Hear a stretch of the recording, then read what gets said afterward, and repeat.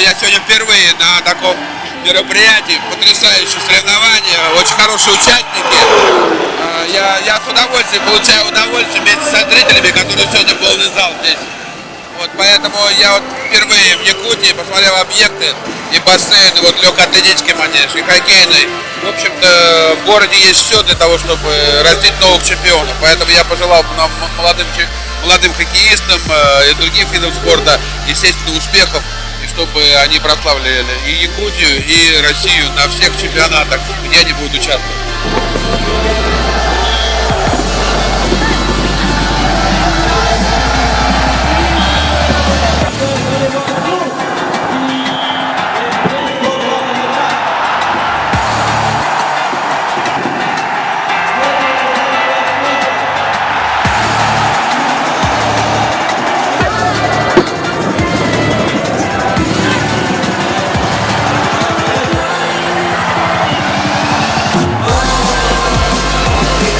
Хороший турнир, много эмоций. Мы видим, что схватки проходят очень эмоциональные. Сейчас вот Белолюбский с Баишевым.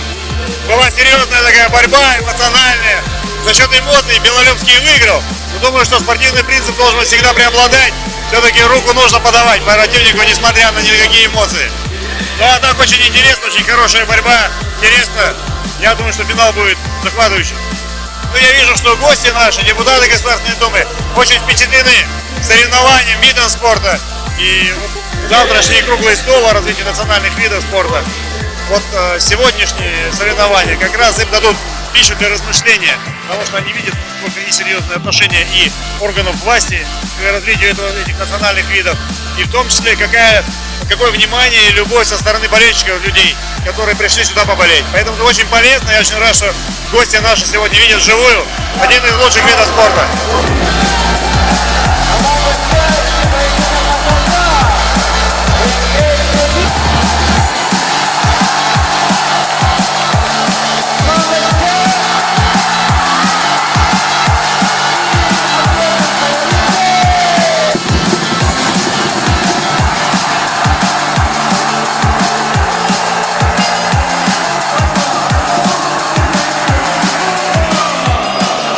Я считаю, что турнир удался. Я хочу поблагодарить от имени судейской команды всех спортсменов, участников чемпионата, которые показали сегодня хорошую борьбу достойную. Поблагодарить судейскую команду. И, конечно же, тут большую роль внесла и Международная федерация массейской организации, и республика, и Центр национальных видов спорта Республики Саха-Якутия. Ну, то есть, вроде, скажем так, турнир, который по составу участников небольшой, 16 человек, да, но в организации участвовало, наверное, это больше 100 человек. В организационных моментах было задействовано очень много количества людей для того, чтобы и зрители пришли, и показать турнир хорошо. И большая благодарность спонсорам, которые участвовали, значит, в формировании призового фонда и затратах организационного характера, потому что такие мероприятия, естественно, требуют определенных затрат. Ну и надеюсь, что этот турнир, в котором присутствовали великие, значит, люди, спортсмены, депутаты Государственной Думы, которые приехали с целью, значит, на месте изучить развитие, значит, посмотреть опыт развития национальных видов спорта в республике и обсудить эти вопросы на круглом столе, значит, получили тоже настоящее удовольствие, наслаждение, сделать определенные выводы, и что этот турнир станет еще одним шагом, да, к дальнейшему продвижению масс-рестлинга на международный, на российский уровень и дальнейшей его популяризации.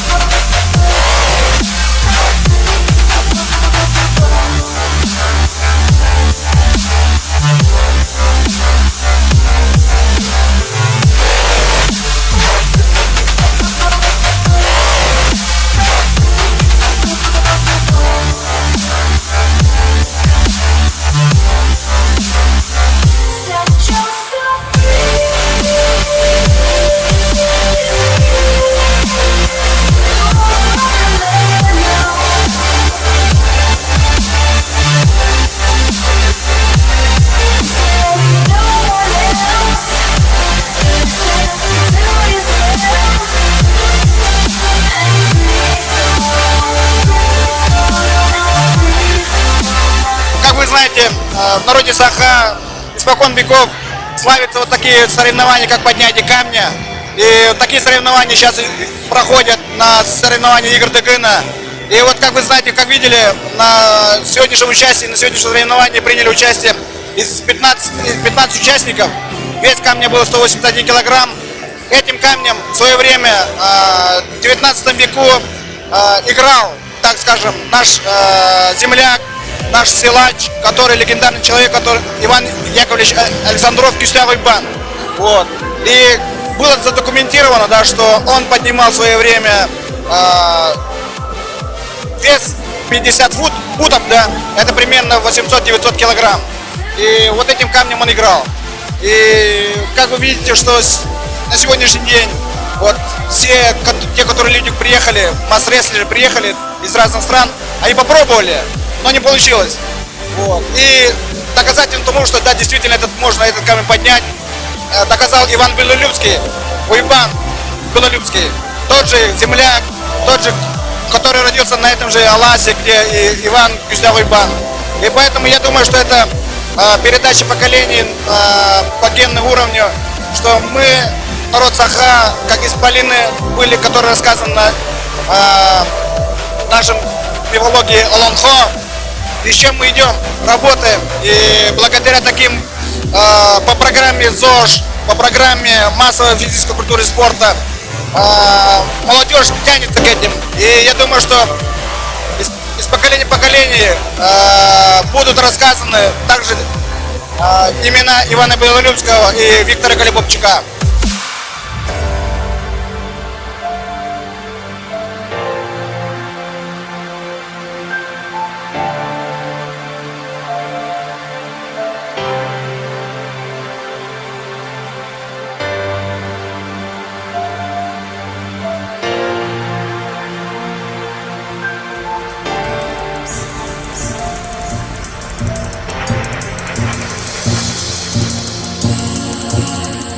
Насчет игр Дагына, ну, нынче я не буду участвовать. Это уже в прошлом году еще решили, как сказать, но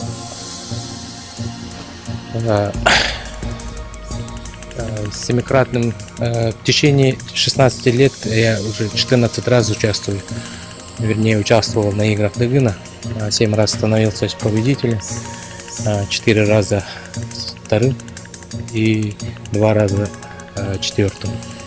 И в течение этого 14 лет, ну, как бы 7 раз выиграть и в 7 видах, на играх Дагына 7 видов же, да? И вот 7 видов, это число 7 для народа Саха, это символическая цифра, да? И мы решили остановиться на этом, да, на 7 победах. Вот это не мое одного решения, да, просто общие мои друзья, родственники, близкие люди ко мне вот решили, что в дальнейшем не будем участвовать, ступаем дорогу молодым, как бы так, да. А вот насчет дальнейших планов, вот, ну, планирую участвовать только в одном виде, масс-рестлинге, на играх Манчара. Иван Белолюбский специально для передачи «Мой спорт».